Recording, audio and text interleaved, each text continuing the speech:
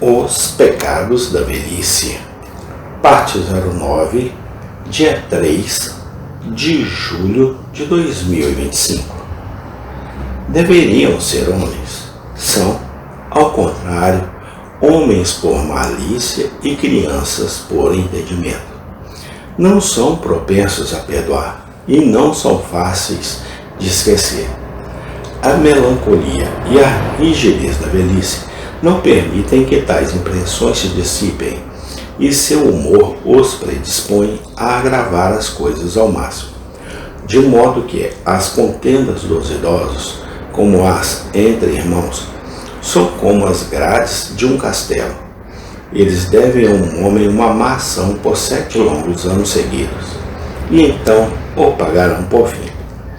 Mas este é um temperamento desumano e ímpio.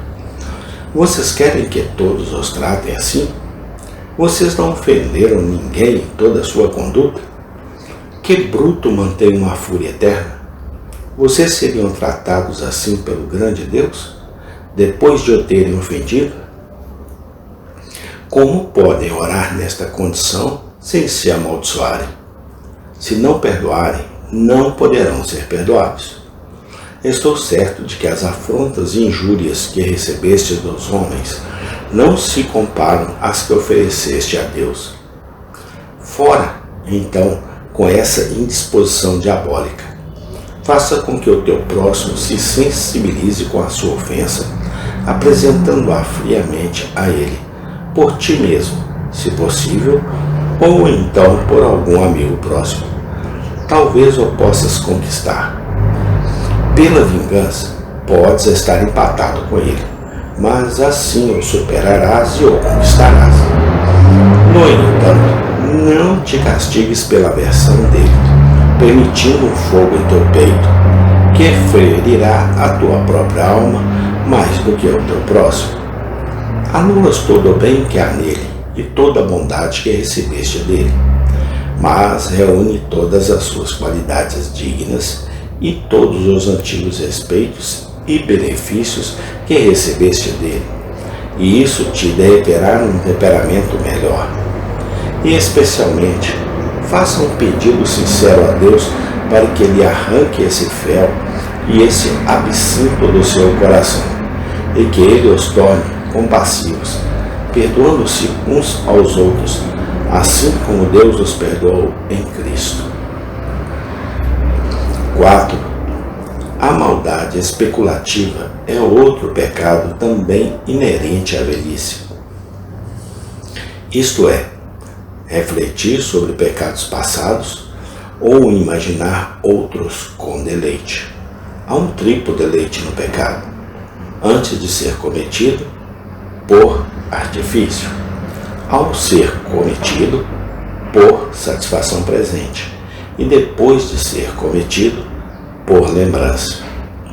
E assim como o propósito estabelecido antes, assim também a reflexão prazerosa posterior é um pecado diante de Deus. Ora, a fraqueza física, a pobreza de bens ou outros impedimentos podem impedir os idosos de cometerem aqueles pecados que amam interiormente ou nos quais viveram até então de fato. Mas, ainda assim, ruminam sobre eles com prazer e os reencenam em sua imaginação.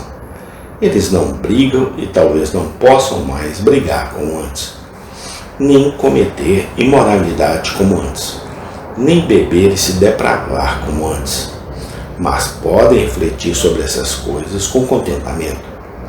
Faltam força e oportunidade, mas seus corações são tão perversos como sempre. E por isso que você ouvirá diversos idosos relatando sua antiga desobediência aos pais, sua rebeldia aos seus senhores, seus pequenos furtos e outras extravagâncias, com tão renovado deleite quando eram no início. Agora, isso está em vigor para agir sobre aqueles pecados novamente. Ezequiel 23:19. Ela multiplicou suas prostituições, lembrando-se dos dias de sua juventude, quando se prostituíra na terra do Egito. Sim, talvez esta culpa seja considerada, em alguns aspectos, maior do que a primeira, porque é provável que então houvesse menos conhecimento e mais tentação do que agora. Esta maldade contemplativa acrescenta a culpa anterior e a reduz ainda mais. Isso demonstra que o homem e a mulher estariam sempre pecando, se pudesse, e que ele é um mero estranho ao verdadeiro arrependimento. Não nego, mas o primeiro olhar repentino da memória para as vaidades passadas pode ser agradável, mas é apenas uma surpresa.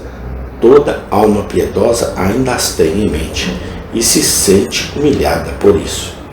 Amém. Tem continuação. Obrigado, ó Senhor Jesus Cristo, porque o Senhor é que nos liberta de todos os pecados, passados, presentes e futuros. Te damos graça, hoje e sempre, eternamente. Amém.